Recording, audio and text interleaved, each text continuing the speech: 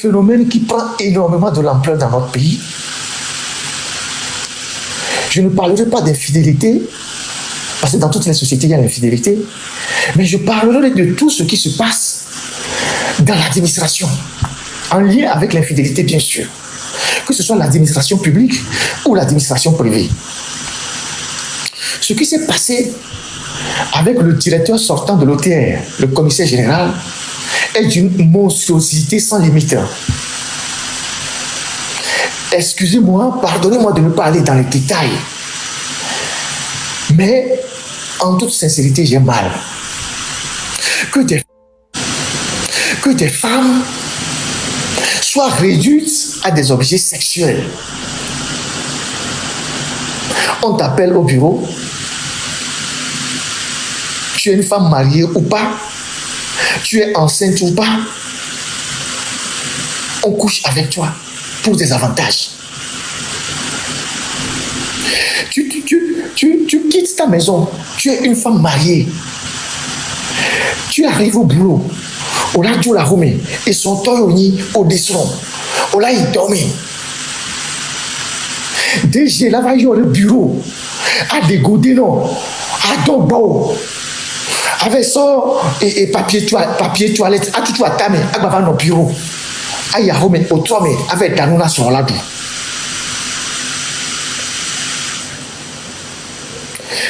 Ce n'est pas amusant. Ce que je dis, ce n'est pas amusant. Parce qu'il y a beaucoup d'hommes qui sont en train de mourir dans cette histoire. Nous connaissons nos valeurs africaines. Si j'ouvre un live tout à l'heure pour avoir des témoignages sur anonymat de ce qui s'est passé à l'OTR, les gars, vous n'allez pas dormir. Vous n'allez pas dormir. Et ce n'est pas que seulement à l'OTR. Ce que je dis, ce n'est pas amusant du tout. C'est dans toute l'administration, y compris même dans le privé, dans les banques. Je ne sais pas si c'est un abus de faiblesse. Parce que les femmes, si elles ne se soumettent pas, elles ne vont pas avoir de promotion. Mais ce phénomène devient très inquiétant. Inquiétant. La dernière fois, j'ai reçu la liste de tous les juges, les magistrats, que ce soit la cour d'appel, à la cour première instance, cour d'appel, même à la cour suprême, qui baisent les femmes dans les bureaux.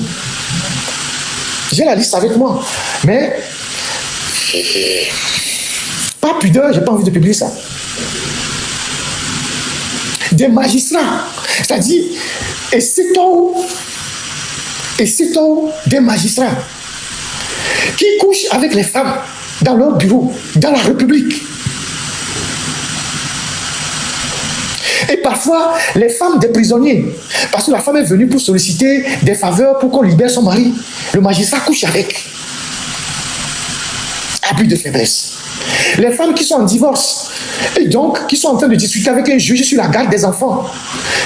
Le juge, il manipule la femme, parce qu'il arrive à convaincre la femme que bon, il va pencher la décision de son côté pour la garde des enfants, il couche avec la femme. Parfois au bureau, parfois dans les hôtels.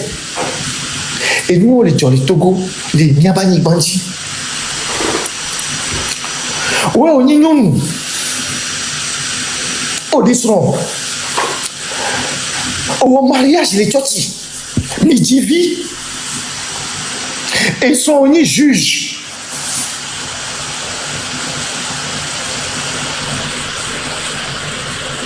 Au les OTR. Apéto les tons bokaka foyer au banc. Des bébé matériel. Vous n'avez plus de dignité, vous n'avez plus de famille.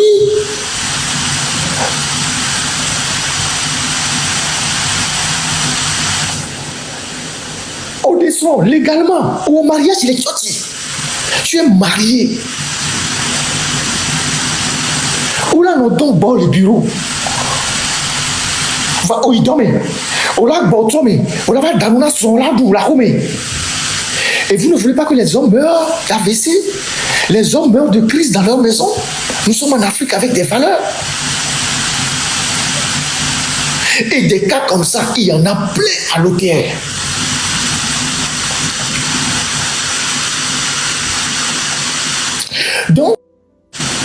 Donc, je fais ce live-là pour interpeller nos sœurs. Mais pour interpeller aussi les hommes. Par rapport à l'éducation que nous donnons à nos enfants. Par rapport aux relations que nous avons avec nos femmes. Et la société. Quand tu es un homme et que tu vas faire ça avec la femme d'autrui, pense à ta maison, pense à ta propre femme, à ton enfant, à ta fille qui va grandir demain. J'interpelle toutes les associations féministes à s'inviter sur la question du harcèlement des femmes au travail. Le harcèlement des femmes au travail. Parce qu'il y a certaines femmes, elles ont tellement résisté, mais elles ont été tellement mises sous pression qu'elles ont fini par céder. Il y a une jeune fille dont on m'a fait parvenir le témoignage. Elle était dans une assurance au GTA, dirigée à l'époque par quelqu'un qui est devenu ministre aujourd'hui. Le monsieur l'a tellement harcelé, une jeune fille. Elle a tellement résisté. Elle était en stage. Le monsieur lui a promis que non, il va l'embaucher. Dès qu'ils vont coucher, il va l'embaucher. Il l'a amené une fois, 2 fois dans un hôtel. Il a massacré la fille. Et après, il a bloqué la fille. Et la fille, aujourd'hui, elle se sent tellement dévalorisée, diminuée. Elle n'a plus aucun moyen de contacter ce monsieur parce qu'il est devenu ministre. J'ai le nom, le passeport de la fille. Et la fille, elle s'enferme, elle pleure tout le jour. Parce que ça, c'est un abus de faiblesse. Donc, nous, pour les valeurs, nous devons partir en guerre contre ces pratiques qui existent dans notre administration, dans notre pays, que ce soit l'administration publique ou l'administration privée. Nous devons partir en guerre contre ces choses-là. Donc, il faut le dénoncer publiquement. On va commencer par citer les noms sur la place publique. Tu es DG, tu es directeur général, directeur central, directeur de quoi. Tu es magistrat, tu es ministre. Tu es, je ne sais quoi, officier. Parce que les corps habillés aussi sont victimes de ça. Les femmes qui sont dans l'armée, police, gendarmerie, militaire, elles sont abusées par leurs supérieurs. Il faut que ce phénomène cesse dans notre pays. Parce que les dos goudois. Parce que les foyers se cassent. Les couples sont brisés. Les gens ne sont même plus sûrs que leurs enfants, c'est leurs enfants. Les gens n'ont plus aucune assurance que ce sont leurs enfants qu'ils ont à la maison. Merci beaucoup pour le numéro. Les gens ne sont même plus sûrs que c'est leurs enfants qu'ils ont à la maison. Mais là, tu imagines bien, à béton normal. Il a harcelé, nous, kakala don funobo, les domaines. Nous, on va faire fou, va être bon. Nous cueillons les Djoromiadi du Togo. C'est quoi le problème qu'on a au Togo? Nous devons provoquer une thérapie de choc dans le pays pour faire cesser ces pratiques-là. Donc, il faut qu'on trouve un moyen pour citer les gens qui font ces conneries. Parce qu'on les blaigne nos domaines. On les pervertit valeurs, on les bafouille, on les ouamo. Parce qu'on veut construire une maison à une femme. On veut lui donner une voiture. On veut lui faire la promotion dans son service. C'est la femme d'autrui, on s'en fout. On couche avec. C'est la fiancée de quelqu'un, on couche avec. Et sont là, ils dorment quoi? Ou les surbina qui sont, ils dorment là. L'équipe, il doit, il va pouvoir remédier. Donc, il y a Dadao. Parce que, Amégao, les Togo, on y nous. Il y a encore plus de 50 ans, il y a. Sans nous, les diasignon, on a des diasignon, 3 ans, 4 ans. Qui va céder, non? Nous, c'est-à-dire, au protéger dans Warukui. On a mais caca, On doit la vacances, nous, parce que la femme, elle a une dignité qu'elle préserve. Et bien, nous, nous attendons promotion de dormir. Nous attendons gars. Nous attendons vous. Nous déchets, autour les prostituées institutionnelles. Toi, elle est grave, vous n'avez pas commis les décors. Autour de prostituées institutionnelles. Maison de maison close au lois, les bésodromes, les auberges. Et on et dormez-toi, et il va les grave. Mais on y va dormir. Tu as dormi. Et moi, je vous dis que les nouveaux, les filles, si les blancs, la plupart des bureaux sont transparents. Tu peux être n'importe quel DG. La plupart des bureaux sont transparents. La plupart des bureaux sont transparents. Les nouveaux, chez les blancs. Ça peut être, peut-être chez les ministres, certains trucs. La plupart des bureaux sont transparents comme dans les banques. Il faut qu'on arrive à faire ça chez nous. Qu'on rende tous les bureaux transparents. Donc, tu es venu pour travailler. Ce n'est pas ta maison. Tu n'es pas venu pour te coucher au bureau. Tu viens, tu as une table, un ordinateur et un placard pour arranger les effets. Tu viens travailler. Moi, toute l'administration que j'ai visitée aux États-Unis, j'étais au département d'État. Département d'État aux États-Unis. J'ai été au département d'État 2 fois. J'étais au Pentagone. Vous connaissez le Pentagone? Le Pentagone, c'est le quartier général de l'armée américaine. J'étais au Pentagone. J'ai plein de photos sur ma page au Pentagone. Même au Pentagone, à part certains bureaux qui sont d'ordre sécurité transparent. Au département d'État aux États-Unis, une grande partie des bureaux sont transparents. Il faut que dans l'administration togolaise, on commence par revoir le modèle de construction de nos bureaux et rendre les bureaux transparents. Peut-être sauf chez le ministre, sauf chez peut-être le secrétaire général ou sauf chez le directeur de cabinet. Mais tous les autres bureaux doivent être transparents.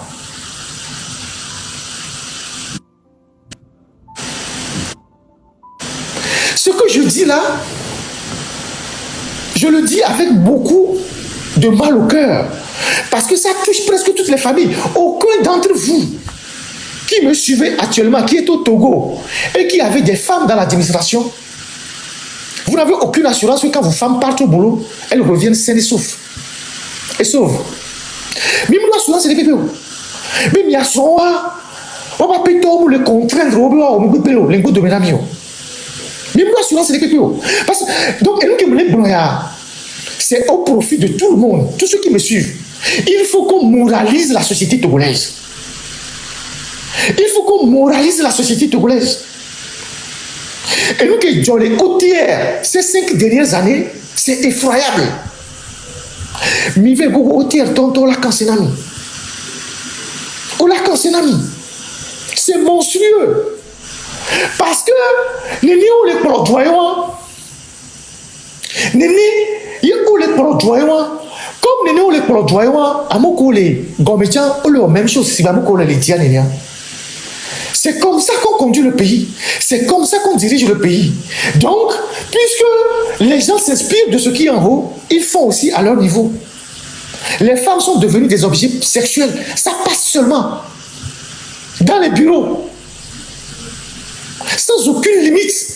Femme enceinte, femme mariée, femme enceinte, femme mariée, femme fou, femme bao. Ça passe seulement dans les bureaux. Donc, ils sont là, ils dorment. Là, Diraro, là, ils dorment. Là, dans le bureau, quoi, il va plutôt la jouer. Et là, il va plutôt tomber au bureau, quoi. Et là, les glintis, les toilettes, mais là, moins. Et là, ils sont papiers chez lui, quoi. Et là, tout le monde, là, va dans le bureau, mais soit, quoi, là, va voir, mais. Oh, là, ils sont, ils dorment. Et nous, on les dit les Togo. Faïro kakavo. Faïro bavo. Coupe l'eau bavo. Midulato a moment koyoyo. C'est pour le bien de la société. Et c'est presque dans tous les secteurs. Même toi, tu t'en le ouais. Pasteur Fadao. Pasteur Fadao. Pasteur Fadao. Pasteur Fadao.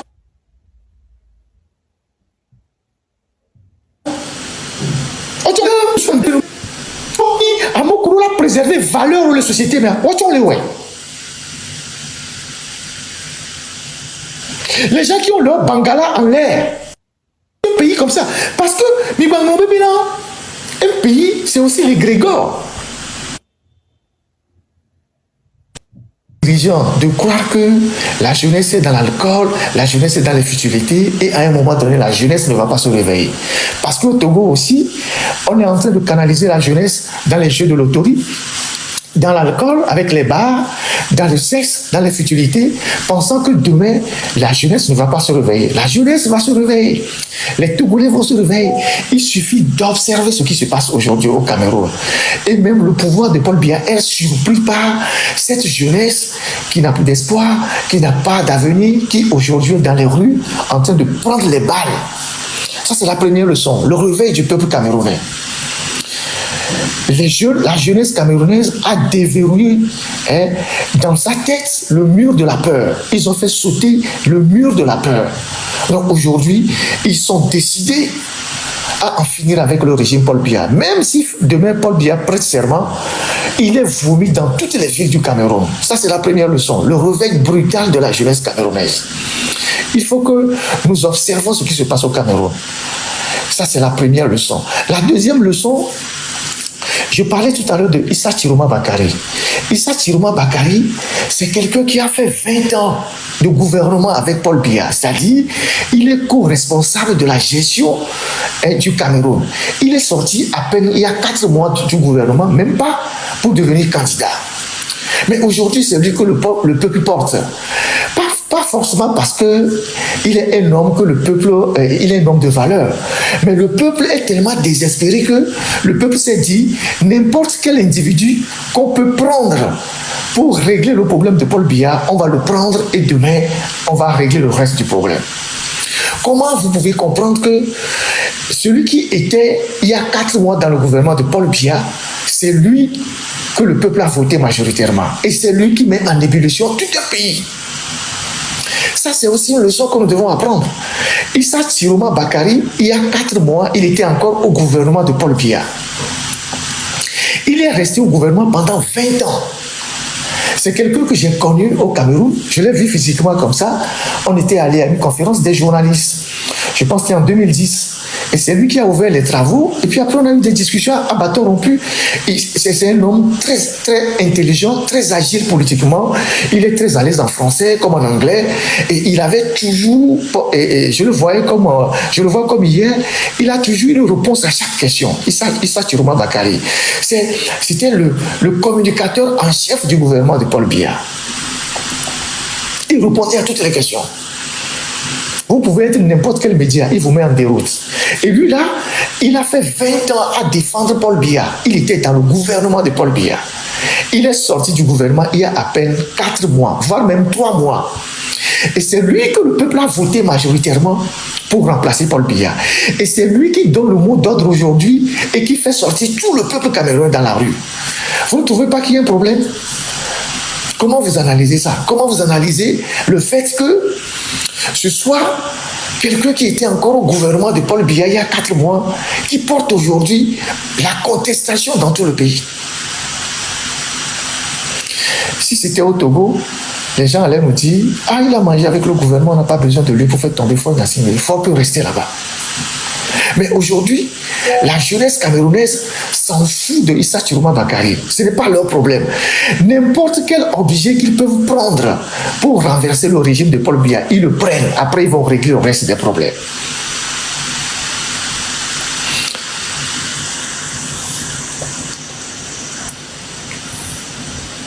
Vous voyez, aujourd'hui, Celui qui a fait 20 ans avec Paul Biya, c'est lui qui porte la contestation du régime et qui est sur le point de faire tomber le régime de Paul Biya. Ce serait chez nous qu'on va s'enfermer dans des débats à ne pas finir. Les jeunes qui sortent à Bafoussam, qui sortent à Mbalmayo, qui sortent à Bertoua, à Edea, à Yaoundé, à Douala, dans tous les quartiers de Douala, à Bouya, tous ces jeunes-là, ce n'est pas la personnalité de Issa Tiroma Bakari. Mais l'essentiel pour eux, c'est de faire tomber Paul Biya. Issa Tiroma Bakari n'est qu'un instrument pour eux pour faire tomber le pouvoir de Paul Biya. Parce que les opposants de grande envergure comme les Kamto ont été éliminés. Donc, puisque les opposants comme Kamto ont été éliminés, le peuple a porté son choix sur le moindre mal, c'est-à-dire, je ne dirais pas le bon diable, mais le moindre mal. L'essentiel, c'est que Paul Biya tombe, et puis après, ils vont régler le reste des problèmes. Et donc, ils sont dans la rue. On est en train de tirer sur eux, mais ils sont dans la rue. Et Issa Tiroma, c'est le peuple qui a fait la ceinture à son domicile, chez lui à Garoua. Parce que les gens à Garoua sont aussi déterminés. On a tiré aujourd'hui sur les gens, il y a eu 2 morts devant son domicile, il est sorti, il a encouragé le peuple, les jeunes sont dans la rue. Et actuellement, tous les barons du régime sont terrés chez eux parce que les jeunes sont en train de s'en prendre à leur domicile, à leur maison, à leurs intérêts. Partout. Quand un policier est identifié ou un militaire est identifié comme avoir tiré sur la population, ils vont brûler la maison au village, sa maison, la maison de ses parents. Dès qu'on vous identifie comme un agent des forces de l'ordre et a tiré sur la foule, on vous règle en même temps les comptes. Et donc,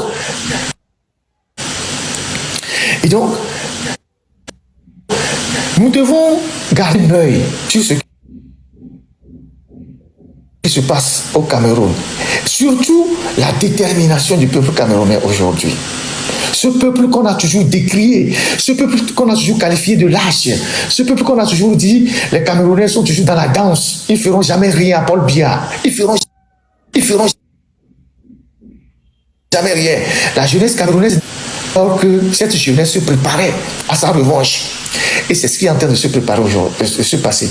J'ai fait une réflexion en parlant de cette vague de la jeunesse, cette génération Z qui est en train de se répandre partout dans le monde, surtout dans l'hémisphère sud, dans tous les pays du sud. Et dans ce cas, j'ai lu un article très intéressant ce matin, écrit par Le Point en France, sur cette génération Z qui est en train de faire des merveilles et dont personne ne s'attendait. Parce que les jeunes sont étouffés, les jeunes ne peuvent plus attendre de ces régimes corrompus, de ces régimes autoritaires, autocratiques, qui n'autorisent ou qui ne permettent aucun développement. Donc les jeunes, c'est un mouvement irréversible. Tous les pays vont être confrontés à ça. Si ton heure n'est pas venue, il ne faut pas croire que tu es à l'abri. Et les régimes vont tomber les uns après les autres. C'est une question de temps. C'est une question de temps. On a vu le Népal, on a vu Madagascar. Dans certains pays, ça va aller très vite. Dans d'autres pays, ça va aller lentement. Mais les régimes vont tomber. Paul Biya aujourd'hui est tellement fragilisé parce qu'il est déjà à la tête d'un pays qui était déjà fragilisé par 2 guerres. La guerre au nord avec Boko Haram, les sécessionnistes dans le nord, sud et le sud-ouest, et maintenant le reste du peuple qui est en ébullition. Donc c'est un pays qui est en lambeaux. Et comment est-ce qu'il va recoller les morceaux à son âge? Et donc il finira par tomber. Même s'il s'impose aujourd'hui, demain, après-demain, il finira par tomber parce que le peuple est déterminé. Et dans toutes les villes, c'est ça la spécialité, c'est dans toutes les villes que les Camerounais se sont réveillés. Il n'y a pas une seule ville où les gens ne sont pas dehors. Et les gens s'en prennent à tous les symboles qui sont à l'effigie de Paul Biya. Vous imaginez? Et c'est les jeunes qui sont majoritairement dehors. Donc, nous devons regarder tout ça et en tirer toutes les leçons. Et nous préparer aussi à notre tour. Ça, c'est la première leçon. La deuxième leçon, c'est celle que je viens de décrire avec Issa Tiroma Bakari. Issa Tiroma Bakari, je le répète pour ceux qui viennent d'arriver, puisque je vais en terminer par là. Il y a de cela 3 mois, il était encore ministre dans le gouvernement de Paul Biya. Il a fait 20 ans au gouvernement. Il a fait 20 ans au gouvernement.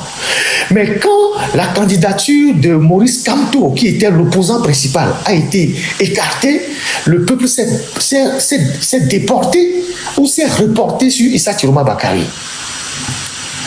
Le peuple ne s'est pas posé la question de savoir, ah, Issa Chiroma Bakari, il a fait le gouvernement. On ne va pas voter pour lui. Le peuple s'est dit, celui qu'on peut utiliser, qu'importe, pour faire tomber Paul Biya, on le fait. Après, on va régler le reste des problèmes. Et donc, c'est quelqu'un qui était encore au gouvernement de Paul Biya il y a 3 mois, qui fait soulever tout le Cameroun aujourd'hui. On serait au Togo que les gens allaient faire le débat sur celui qui a mis l'eau dans le coco et quand est-ce que la poule et l'œuf qui est apparu le premier, et on va rester là sous chamaillé et Fort va reprendre le dessus. Ça aussi, c'est une leçon que nous devons tirer. C'est une leçon que nous devons tirer. Donc, mon ami Thomas est sur place. On suit la situation, on regarde un peu comment ça se passe. Jusqu'à ce soir, les villes sont encore en ébullition. L'armée tire sur les jeunes. Et on n'entend pas trop les panafricanistes camerounais qui nous donnent des leçons en Afrique de l'Ouest. On ne les entend pas. Pratiquement. Il y a certains qui ont fait des petites publications, mais la manière dont ces gens s'acharnaient sur l'Afrique de l'Ouest en nous donnant des leçons, on ne les entend pas du tout. Et ça aussi, nous devons aussi observer ça. Ces gens, ils sont prêts à déstabiliser nos pays, à supporter les régimes dictatoriaux dans nos pays, mais ils sont des soutiens de Paul Biya chez eux. Ils ne disent rien. Ils ne se prononcent pas avec la force, la hargne avec laquelle ils se prononcent sur l'Afrique de l'Ouest. Ils sont abonnés aux absents. Ils font comme ils ne voient pas que leur pays est en train de brûler. Les panafricanistes camerounais qui nous donnent des leçons en Afrique de l'Ouest. Ça aussi, ça doit faire un déclic dans la tête de nous, les Ouest-Africains, qui nous laissons embobiner par ces gens-là qui sont en mission et qui viennent supporter nos chefs d'État et qui viennent supporter nos régimes sous la bannière du panafricanisme. Aujourd'hui, dans leur propre pays, ils disent rien. Donc, hier, je disais que nous avons une ascendance psychologique sur les régimes qui nous gouvernent. L'ascendance psychologique que nous avons, c'est la géopolitique qui a changé. C'est le fait qu'aujourd'hui, plus personne, les jeunes ne peuvent plus attendre. Les jeunes ne peuvent plus attendre. Et donc, tous ces régimes-là seront balayés. C'est une question de temps. Nous avons la certitude que tous ces régimes vont tomber. Et donc, nous devons aujourd'hui, la jeunesse togolaise doit voir ce qui se passe au Cameroun. Le Cameroun où on a qualifié la jeunesse de lâche, la jeunesse d'inactive, la jeunesse qui était dans l'alcool. Aujourd'hui, ils se sont réveillés. Et ça a surpris Paul Biya lui-même. Et donc, nous devons nous réveiller aussi chez nous. Malgré l'alcool, malgré le sexe, malgré les bières, malgré les jeux de l'onato, malgré tout ce qu'on crée au Togo, pour occuper les jeunes dans les facilités, la jeunesse doit comprendre que c'est son avenir qui se joue aujourd'hui. Donc, je vous invite à aller scruter les pages camerounaises, à apporter vos soutiens au peuple camerounais, de la même manière dont les Camerounais apportent leur soutien à nos dictatures, nous devons aller là-bas apporter nos soutiens au peuple camerounais qui est dans la rue, qui se bat pour la liberté. Et sachez que les méthodes qui sont au Cameroun sont les mêmes méthodes qui existent au Togo. Le Cameroun, c'est aussi les Israéliens qui sont dans la sécurité de Paul Biya. Il y a aussi une surveillance terrible au Cameroun sur le numérique et tout ça. Malgré tout ça, aujourd'hui, les jeunes ont brisé tout ça. Et celui qui a créé les bataillons d'intervention rapide au Cameroun, le général Raymond Germanos, l'ancien chef d'état-major français, quand il a fini au Cameroun, il est venu au Togo, il a créé aussi les bataillons d'intervention au Togo. Il est décédé maintenant il y a 2 ou 3 ans. Donc, le Cameroun et le Togo, c'est 2 frères siamois. Donc, si Paul Biya tombe ou perd le pouvoir, le déclic que cela aura, on aura le même déclic au Togo. Parce qu'on a la même histoire, la même trajectoire, à quelques exceptions près.